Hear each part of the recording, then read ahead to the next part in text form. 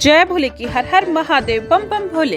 कल हमने श्री शिव महापुराण वायव्य संहिता खंड को संपूर्ण कर दिया था। आज हम श्री शिव महापुराण अर्थ वायव्य संहिता उत्तरार्ध खंड का प्रथम अध्याय श्री कृष्ण जी को पुत्र प्राप्ति सुना रही हूँ। सुनी। श्री पार्वती के साथ क्रीड़ा विहार करता संसार चक्र के चालक भगवान शंकर को नमस्कार हो। इस प्रकार मंगलाचार तथा प्रणाम करके सूत जी बोले, हे ऋषियों, मैंने आपको उपमन्यु कथा सुनाई है, जिन्होंने दूध पान के लिए तपस्या करके महेश्वर जी को प्रसन्न कर लिया था। अब आगे क्या सुनना चाहते हैं? इतना सुनकर ऋषिगण धन्य हो। सूत जी, अब कृपया करके यह सुनाइए। भगवान श्री कृष्ण जी ने उपमन्यु का दर्शन पाकर उनसे पशुपत व्रत करने की आज्ञा प्राप्त की थी, परंतु उस परम व्रत का ज्ञान उन्हें किस प्रकार हुआ? वायु बोले, हे ऋषियों, वसुदेव श्री कृष्ण ने अपनी इच्छा से ही अवतार ग्रहण किया था। फिर मानव शरीर की निंदा करते हुए दैहिक शुद्धि तथा पुत्र प्राप्ति के विचार से मुनियों के आश्रम पर तप करने पहुँचे। उस आश्रम पर जटा जूटधारी भस्म रमाए हुए त्रिपुंड तिलक लगाए उपमन्यु तपस्वी के उनको दर्शन हुए। श्री कृष्ण चंद्र जी ने उन्हें प्रणाम किया, 3 परिक्रमा करके तथा हाथ जोड़े नम्रता से स्तुति प्रार्थना की। तपस्वी उपमन्यु जी ने त्रियुगे जमदग्ने इस मंत्र द्वारा उनकी भस्म का विलेपन किया। फिर 12 महीनों तक उनसे पशुपत व्रत धारण कराया और उत्तम ज्ञान दिए। उस दिन से भगवान श्री कृष्ण जी उनके आश्रम पर निवास करने लगे। भगवान श्री कृष्ण जी ने शांब पुत्र प्राप्ति के निमित्त गुरु के उपदेश द्वारा तपस्या की। 1 वर्ष के अनंतर उनके तप द्वारा प्रसन्न होकर पार्वती जी के साथ शिव जी ने दर्शन दिए। तब भगवान श्री कृष्ण जी ने उन्हें प्रणाम किया और स्तुति की। तब प्रसन्न होकर शंकर जी बोले, मैं आपकी कामना जान गया हूँ, आपको पुत्र प्राप्त हो जाएगा। इस प्रकार वर देकर शंकर अंतर्ध्यान हो गए। उसी वर के प्रभाव से श्री कृष्ण जी को उनकी धर्म पत्नी जामवंती द्वारा सांब नामक पुत्र की प्राप्ति हुई। पहला अध्याय समाप्तम। जय भोले की। दूसरा अध्याय शिव गणों का वर्णन। सुने। ऋषि बोले, हे वायु, ज्ञान किस प्रकार का है?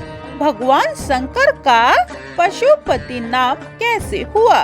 भगवान श्री कृष्ण जी ने उपमन्यु से किस प्रकार के प्रश्न किए? यह अब हमें सुनाइए। यह सुनकर वायु बोले, सुनो। एक दिन श्री कृष्ण जी ने उपमन्यु से कहा, हे महर्षि, श्री पार्वती जी को जो शंकर जी ने पशुपत ज्ञान दिया था, उसे तथा उसकी विभूति का वर्णन आप करें। पशु कौन है? किस प्रकार की रस्सी से बंधे हुए हैं और किस प्रकार छूटते हैं? श्री शंकर जी पशुपति किस प्रकार से हुए? यह सब वर्णन करें। इस प्रकार के प्रश्न सुनकर उपमन्यु बोले, हे श्री कृष्ण जी, ब्रह्मा से लेकर सभी स्थावर पर्यंत प्राणी श्री शंकर भगवान के ही पशु हैं। शंकर जी उन सब के स्वामी हैं, इसीलिए आप पशुपति कहलाते हैं। फिर मल माया आदि दृढ़ रस्सियों से बंधे हुए हैं। जब उनकी भक्ति उपासना दृढ़ देखते हैं, तब उस माया रूप रस्सियों से झट उन्हें छुड़ा देते हैं। 24 तत्व माया के गुण कारण हैं और यही विषय भी हैं। उन्हीं से ही जीव बंधा रहता है। विषयों द्वारा बांधने वाले स्वयं शंकर हैं, तभी तो अपना कार्य ब्रह्मा से लेकर सतंब पर्यंत पशुओं से करा लेते हैं। इन्हीं महेश्वर के अनुशासन से ये आकाश सर्वव्यापक है। वायु प्राण आदि नामों से आकर सारे जगत का बाहर से पालन करता है। हव्य कव्य भी ग्रहण कर लेता है। जल रूप जगत में जीवन भर देता है, फिर पृथ्वी जगत को धारण करती है। सारांश, देवादिकों का पालन तथा दैत्यों का संहार करने वाले शंकर हैं। उनके ही अनुशासन से इंद्र तीनों लोकों की रक्षा करता है। वरुण देव को जल का अधिपत्य दिया है। संसार में सभी कुछ कार्य शंकर जी के अनुशासन से चल रहा है। इसीलिए भगवान शंकर का पूजन आराधन ही सद्गति देता है। तीसरा अध्याय अष्टमूर्ति वर्णन। सुनिए। उपमन्यु बोले, हे श्री कृष्ण, भगवान शंकर अपनी मूर्तियों द्वारा ब्रह्मांड में व्यापक हो रहे हैं। ब्रह्मा, विष्णु, रुद्र, महेशान, सदाशिव, ये सभी उनकी प्रतिमाएं हैं, जिनसे सारा जगत व्याप्त हो रहा है। इस प्रकार और भी 5 मूर्तियां ईशान, पुरुष, अघोर, वामदेव, अघोजात आदि प्रसिद्ध है। ईशान तो सब में मुख्य है। यही मूर्ति क्षेत्रज्ञ है। मूर्तिमान स्थागुण मूर्ति पुरुष है। बुद्धि धातु का आश्रय लिए अघोर मूर्ति है। श्री महादेव जी के अहंकार की अधिष्ठात्री वामदेव नामक मूर्ति है। शंकर जी के हृदय में निवास करने वाली सघोजात मूर्ति है। ईशानी मूर्ति क्षेत्र वाणी शब्द आकाश की अधिष्ठात्री है। ईश्वरी मूर्ति तात्विक हस्त स्पर्श वायु की अधिष्ठात्री है। अघोर मूर्ति नेत्र चरण रूप अग्नि की अधिष्ठात्री है।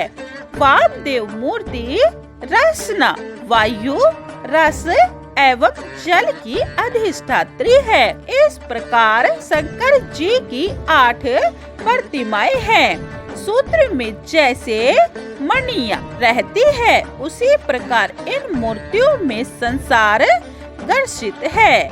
वे 8 मूर्तियां शारु, भव, रुद्र, उग्र, भीम, पशुपति, ईशान, महादेव इत्यादि पृथ्वी, जल, तेज, पवन, आकाश, क्षेत्रयज्ञ, सूर्य, चंद्र आदि को धारे हुए है।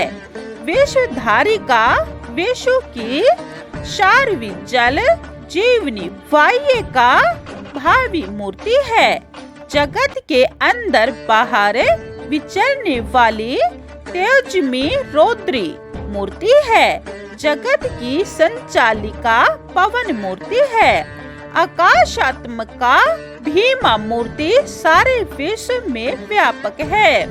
पशुपति मूर्ति पशुपात छेदन करने वाली, सर्व क्षेत्रों में निवास करने वाली सभी आत्माओं की अधिष्ठात्री है। ईशानी मूर्ति सूर्य रूप होकर जगत को प्रकाश देने वाली है।